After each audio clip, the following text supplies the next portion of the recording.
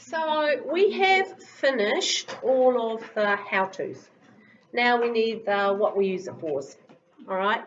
So there will be a question in the paper, probably the first question in each question, but you know what I mean.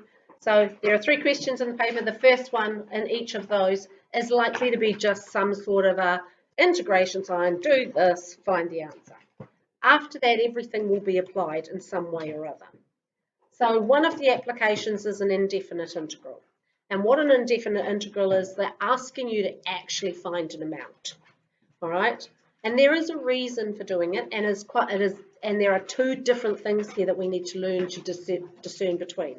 So the first one, today's one, says that there's numbers on the end of the integral sign. So there is a B and an A, and they're that way round on purpose. All right? So then we have whatever our function is. All right? And what this actually says is we need to integrate and we need to substitute. A will always be less than B. So we are integrating and we are finding the value of that integral for B and subtracting the integral value for A. All right? So let's say we had, it's actually really easy to do. What's my example here? 5, 2.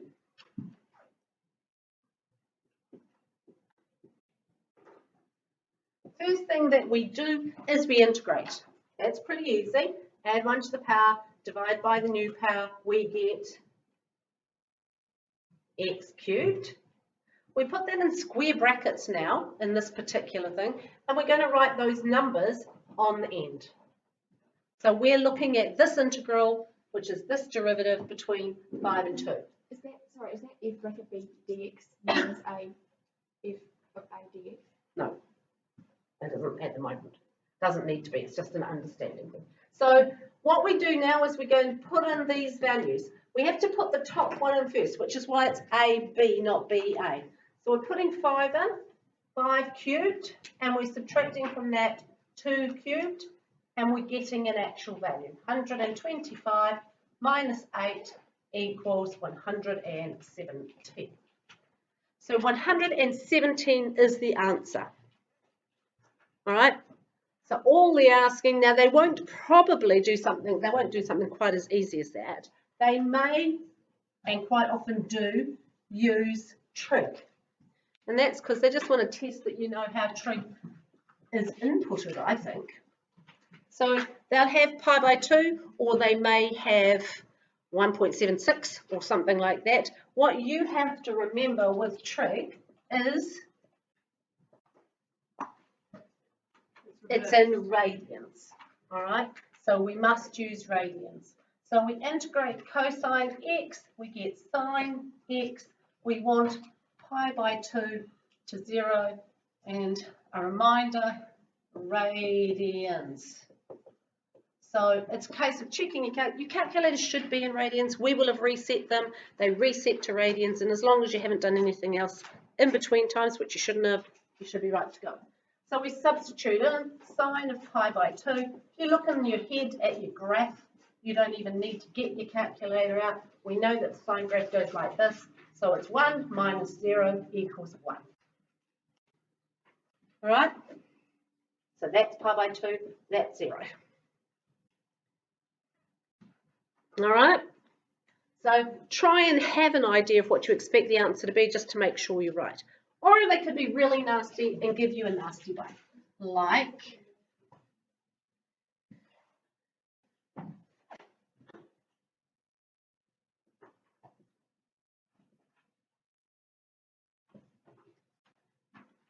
okay, so you've got a number of different now methods for doing this.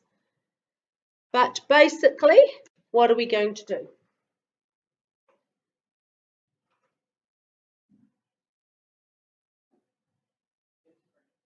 Integrate it, yeah, away you go. Yeah, you got to take the x's and make it. x over x squared plus x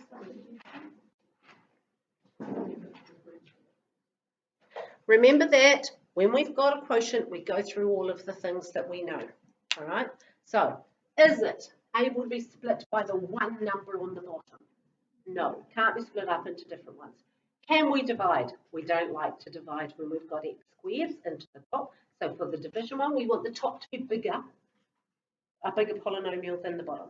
So our next choice was f dashed over f. Wrong way around. All right, that's the one we're going to use. So if this does differentiate to something looking like that. Do you remember that one? So we take out x squared plus 1, we differentiate it, it equals 2x. We compare this to what we've got on the top. Remember? So we've got a half of it, we've got a half of, and then it's ln of x squared plus 1.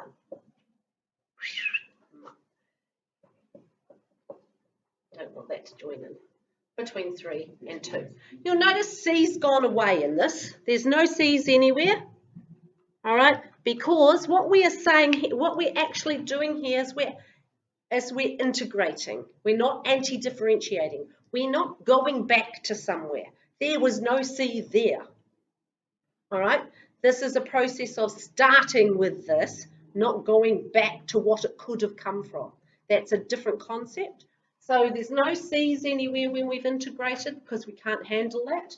So we just need to be able to put in our numbers. So we've got equals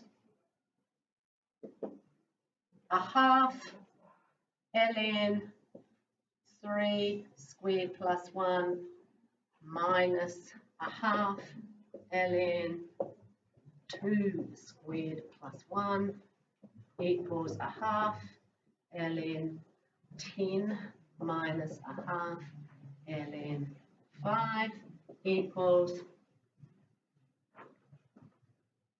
can use our log rules here. Yep. So it's a minus, so what do we do when we minus? We divide. 10 over 5 equals a half ln of 2. And that's a perfect answer.